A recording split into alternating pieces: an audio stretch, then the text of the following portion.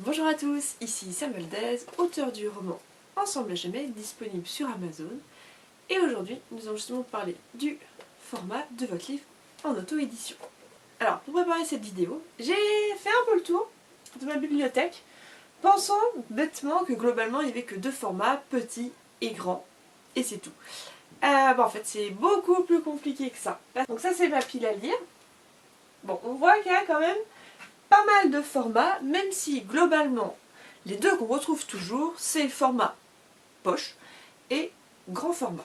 Et derrière moi, il y aura aussi les formats autres qu'on verra juste après. Le format poche globalement est quand même assez précis. Il n'y a que quelques maisons d'édition qui font le format poche. Donc là, si on regarde Folio 10-18 Pocket, même taille. Mais il peut y avoir quand même quelques petits changements.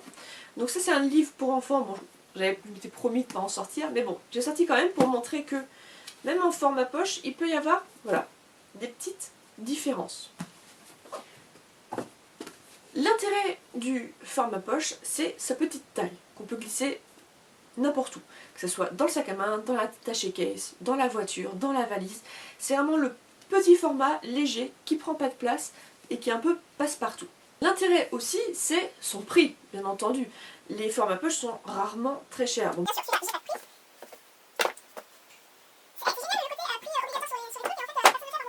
les formats poche sont jamais très chers, c'est toujours moins de 10 €. On peut même en trouver parfois à 6 €. Mais le revers de la médaille pour ce petit prix, c'est forcément à l'intérieur, ça va être assez serré. Peu de marge sur les côtés, peu d'interlignes, un format plutôt petit. Moins il y aura de pages, moins il va coûter cher la production, et moins cher on pourra le vendre. Donc pour moi voilà, le format poche c'est vraiment le format pratique, pas cher, facile à vendre. Mais en revanche au niveau de la couverture on est toujours assez vite limité parce que on est habitué à ce que le format poche globalement ait un côté blanc et on a éventuellement que vraiment la première de couverture où ça va être un peu fun. Contrairement au grand format où lui, si on regarde, les tranches peuvent être différentes, peuvent être beaucoup plus fun.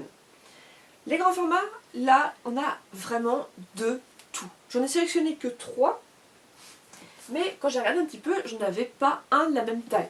Là, par exemple, ces deux-là font la même hauteur et la même largeur, mais celui-là non, celui-là non, celui-là non, celui-là non. On a toutes sortes de tailles. La preuve avec, du coup, mes 3 sélections.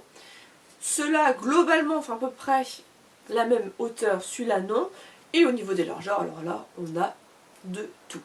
L'intérêt aussi, je trouve, au grand format, c'est que ça va respirer beaucoup plus. On va avoir des couvertures plus importantes. En haut, on va avoir éventuellement le rappel du titre, ou de l'auteur, ou du nom du chapitre. C'est un format beaucoup plus aéré, avec du coup un nombre de pages plus important. C'est normal. On part quand même sur quelque chose qui est beaucoup plus grand qu'un format poche.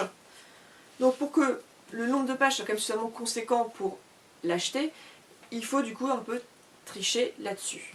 Pour moi, le grand format, c'est le format de la nouveauté. À chaque fois qu'un livre sort, il sort généralement en grand format, avant de partir en format poche, 1, 2 ou 3 années plus tard, en fonction de son succès. Le grand format va forcément aussi coûter plus cher à vendre et à produire que le petit format. Donc on a des avantages et des inconvénients dans les deux, mais je vais vous montrer quand même un troisième format, que j'ai appelé du coup le format autre, qui sont ces deux-là.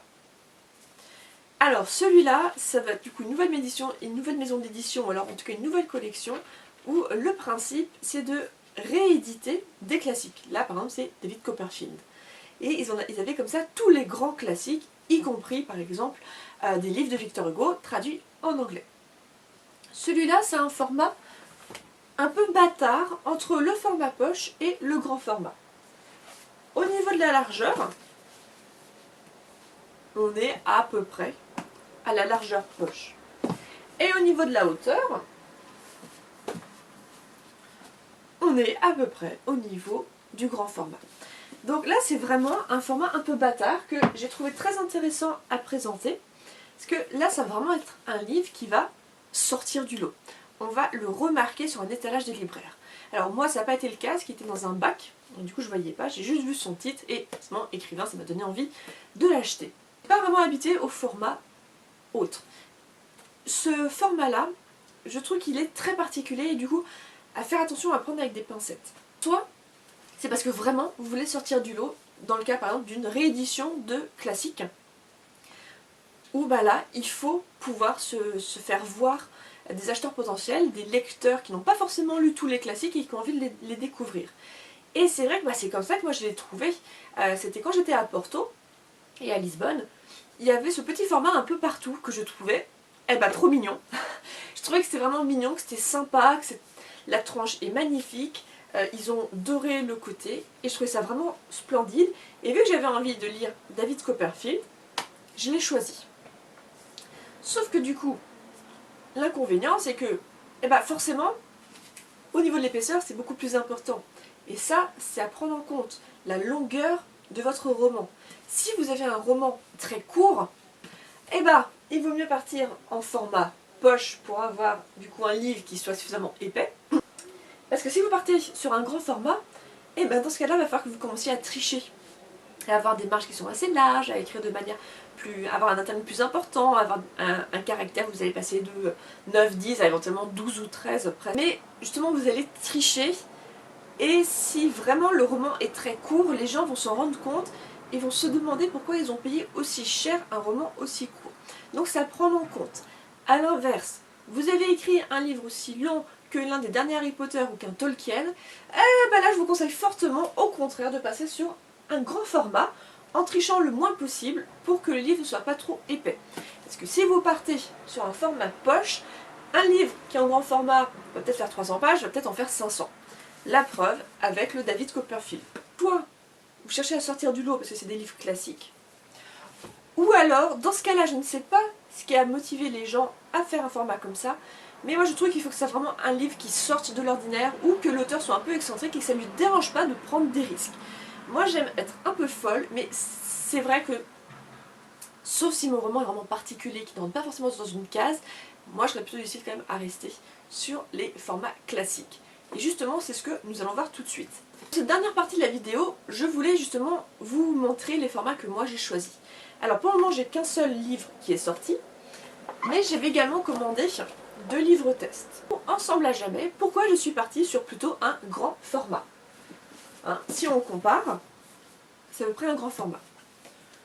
Pour le choisir, justement, j'avais fait ça. J'avais sorti tous les grands formats de ma bibliothèque et j'avais regardé quelle taille je voulais pour Ensemble à jamais. Alors pourquoi je suis partie sur un grand format? Parce que pour moi, Ensemble à jamais est un livre d'été. Un livre qu'on va lire en vacances, au bord de la plage, qui va s'abîmer au fur et à mesure. Donc je voulais quelque chose qui soit plutôt grand, en fait, pour que ce soit facile à retrouver. Et que, même si je trouve pratique les formats poche, je suis plutôt quelqu'un qui préfère les grands formats. Ça me permettait également de pouvoir faire un livre assez clair, assez facile à lire. Une interligne importante, des caractères assez grands et suffisamment de marge pour que ça soit vraiment aéré. Pourquoi? Tout simplement parce que c'est mon goût à moi. J'aime lire en prenant mon petit déjeuner, par exemple. Et pour moi, Ensemble à jamais est un livre qu'on peut lire à n'importe quel moment de la journée. Je suis myope, donc je vois très bien de près, beaucoup moins de loin. Et ça m'arrive à plusieurs reprises de devoir arrêter une de mes lectures quand je mange, parce que quand le livre est trop loin de moi, je n'arrive plus à lire et je mélange les différentes lignes. D'où du coup ce format assez grand et non pas un format poche. Et justement, on arrive sur ce que je vous disais, l'épaisseur du livre. Si j'avais fait quelque chose de beaucoup plus serré comme un format poche, le livre aurait été très fin. Alors oui, beaucoup moins cher également à produire, mais je trouvais que voilà, ce format-là, cette épaisseur-là, convenait au livre. On voit l'épaisseur, on se dit, ça va, c'est un livre court, j'ai qu'une semaine de vacances, je vais pouvoir le lire. Et ça, c'est aussi à prendre en compte. Mes 2 autres formats sont 2 pièces de théâtre. Alors pour celui-là, en fait, j'ai fait simple, j'ai repris juste exactement le même format que Ensemble à jamais. Pour celui-là, en fait, c'était pas du tout voulu. Je voulais pas un format aussi grand. Il ne rentre même pas dans ma petite bibliothèque où je mets toutes mes affaires d'écriture. Pourquoi je me suis retrouvée avec un format aussi grand? C'est simplement parce que j'ai pas utilisé en fait le même logiciel pour écrire les 2 pièces de théâtre, et qu'avec celui-là, en fait, il aurait fallu que je fasse un formatage complet. En fait, il aurait fallu que je revoie toute la pièce de théâtre pour qu'elle puisse rentrer. Parce que c'est un format qui est tout en longueur, avec le nom du personnage qui parle sur le côté, puis le texte. Et si je faisais un format plus petit, et du coup c'est obligé de resserrer, et ça devenait illisible, avec peu de texte par page, alors, mais par contre, un nombre de pages hallucinant. Et vu que là, moi, je commande les exemplaires tests simplement pour pouvoir les relire, j'ai pas cherché trop longtemps, et je me suis dit, bon allez, je le commande comme ça. Moi, mon but, c'était juste de pouvoir le relire tranquillement, de voir quels étaient les problèmes, et faire le formatage une prochaine fois. Voilà pour les formats. Donc, si je résume, pour moi, le format poche, ça va être le format pratique et pas cher du tout, et aussi très utile pour les romans qui sont peu longs. Alors ce que j'appelle un roman peu long, c'est par exemple tous ceux qui vont être moins de 50 000 mots, donc les fameux 50 000 mots de NaNoWriMo, où là ça va vraiment être des romans très courts. Ça va être Great Gatsby, ou par exemple les Claudine de Colette. Pour moi après, le grand format, ça va être sinon le côté nouveauté, si vous voulez avoir une couverture un peu plus fun.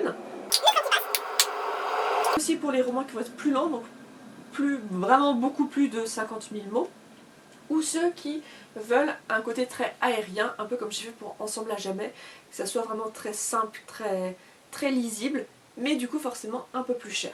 Toutes ces questions-là qu'il faut que vous vous posiez. Quel tarif? Quelle longueur? Quel style?